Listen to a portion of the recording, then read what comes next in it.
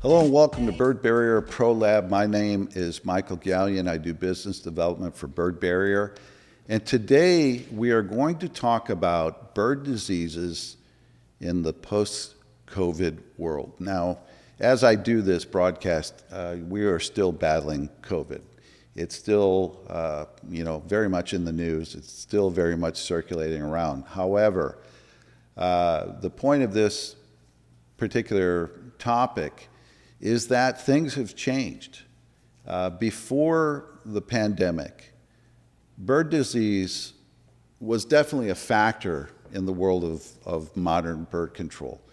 When bird control first started to become an emerging industry, disease was one of the factors. Although as we train in our full training courses, the most common reason somebody will want a problem solved with birds is just purely image. It's nothing to do with disease or threats. It just simply looks bad. And marketing research has revealed that it's a lot worse, especially in the last 10 years, to have not only birds at a commercial operation or especially like a small commercial property where you have storefronts and you have restaurants and you have a lot of human activity. Not only the birds, but bird spikes and all of this, kind of less aesthetically pleasing solutions that come with pest birds. They do an incredible amount of damage to the image of a brand and the way that a business operates. Now, those are the most common.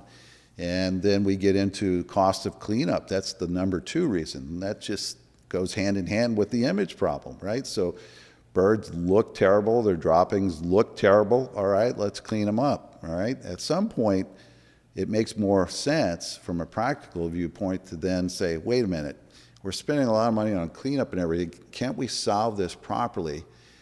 And this is where we get into the other reasons. Now, there are work stoppages, especially at food facilities. Now, when we're talking about commercial food facilities, especially here in California, where we produce most of the nation's agriculture all the produce and everything comes from California. In those facilities, it's not image. It actually has to do with safety and health and the operation and keeping food. Salmonella recalls and those sort of things are very damaging to the industry. Those are very serious issues. So disease factors really come into play. But in general, most of the money that's generated for solving pest birds is about image. Now, when we get through all of our training, we, in the past, before the pandemic, we noted that number 6 on the list was disease or the threat of health issues that come from birds. Since the pandemic, I can say that there has been a shift, and definitely the health factors come into play, but not in ways that you might think. And so I want to clarify for people who are doing modern bird control work, for people who are operating facilities and learning about bird problems, you have to understand that there are health issues, and the health issues matter more now because of the pandemic. And I want to explain what I see in my line of work. And I travel the world. I talk to a lot of people. I talk to people who are in this industry, management professionals, Fortune 500 companies that run facilities all over. I talk to those operators directly as well. And so we know that everybody is fully aware of the dangers of transfer of diseases by breathing now more than ever, right? The mask has become a staple of our existence over the last few years. I mean, you can't get on a plane without a mask. And it's a two-way street. Not only is it, protecting the individual, but it's protecting others in a very scientific way to reduce the way that disease transfers, but also our hands, the way diseases transfer. We've become acutely aware of this. And now when we look around our environments, wherever we go, right? When we go in and out of bathrooms, there's a subconscious awareness that we have that diseases are lurking, and that, we are going to possibly contaminate each other with disease in a much more memorable way because of all the media coverage and the way that this has changed the world. So let's clarify exactly where the dangers do lie, though, and how this factors into your business if you're in the world of bird control. Let me make one important statement. If you're working in bird control, you are much more subject to the problem than anyone else. Even at a facility where there's constant bird problems, bird droppings can be compared to asbestos. There are a lot of facilities that pest professionals go into, especially residents, older residences on the East Coast, where they're surrounded by asbestos. Why is it safe to do that? As long as you don't disturb and cause asbestos to become airborne, generally you're safe. That's scientifically proven. When you start breaking into the insulation surrounding pipes, maybe there's a pest problem. This is where it becomes a real danger. This is where hired professionals come in with very serious PPE, personal protective equipment, so that they don't breathe in any of these particles. The same can be said for bird droppings. In general, if there are a lot of bird droppings at a facility, but they're undisturbed, they generally don't create too much of a problem. Now, there are exceptions. There are people that do get sick. But most importantly, between you, the professional, that might go in and cause some sort of disturbance in your cleanup methods, as well as facility workers that are back in a warehouse, and they are on a regular basis disturbing. For example, droppings are falling on boxes in a warehouse that are neglected. There are birds in the back. Every few weeks they go in there and they move things around. Well, without protection, they're breathing that stuff in.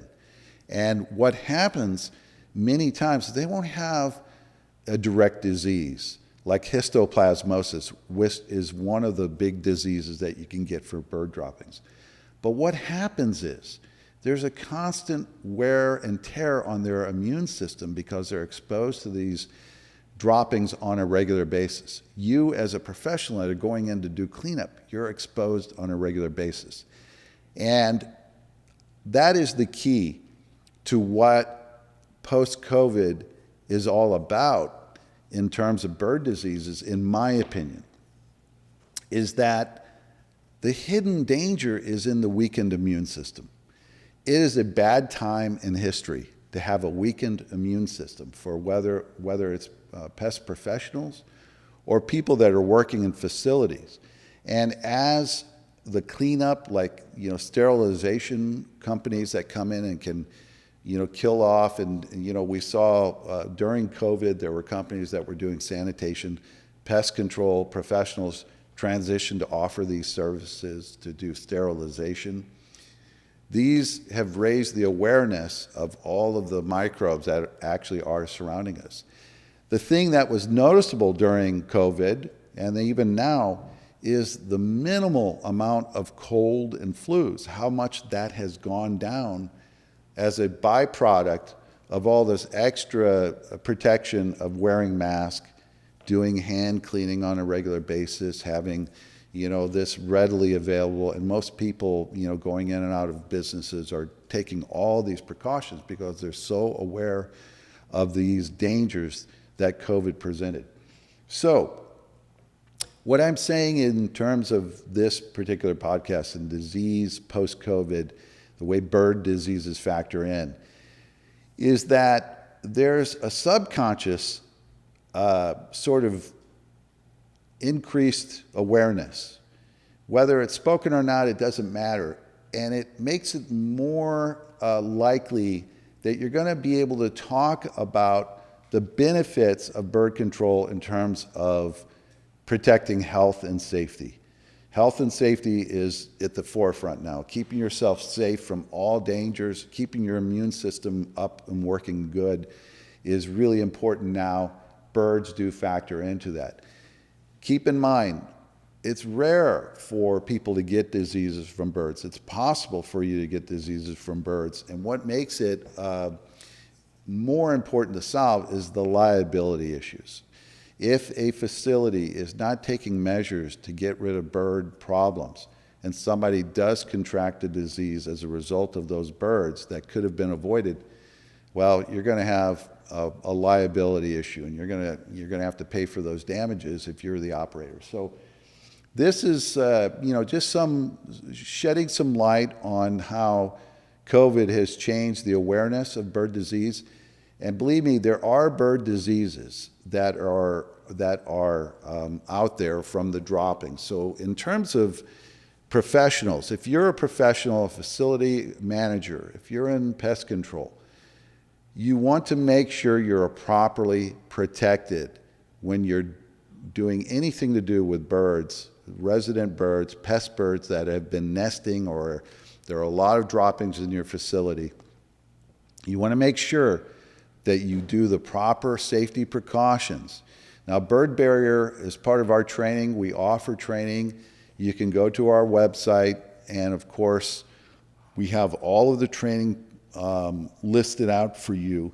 One of them is proper bird control cleanup. You want to look for that. We actually not only have that subject covered, but we have a video presentation, and it's about 30 or 40 minutes, where you can learn how to do proper bird control cleanup, and we talk about safety issues. Now, we are going to do a separate podcast, how to be safe doing bird control work, and that'll be coming up. But for today, I just wanted to talk specifically about the disease factors of birds. As with all these podcasts, we're going to get a lot of questions. Now, if you're watching this or listening to this, whatever resource you're viewing this from, in the chat area below, you can put in your questions, and we will answer those. And if you wanted to have additional information available, let us know. All of these podcasts and the content we have for Modern Bird Control is a result of people out there in the world that are asking us specific questions that will help them. In the spirit of helping educate everyone, that's what this is all about. So hopefully this has been helpful for you. I know this has come up, especially with direct customers to us. Facility managers want to know, how have things changed, and this hopefully has shed some light on that. Again, my name is Michael Gallion. I do business development for Bird Barrier, and we will see you at the next podcast.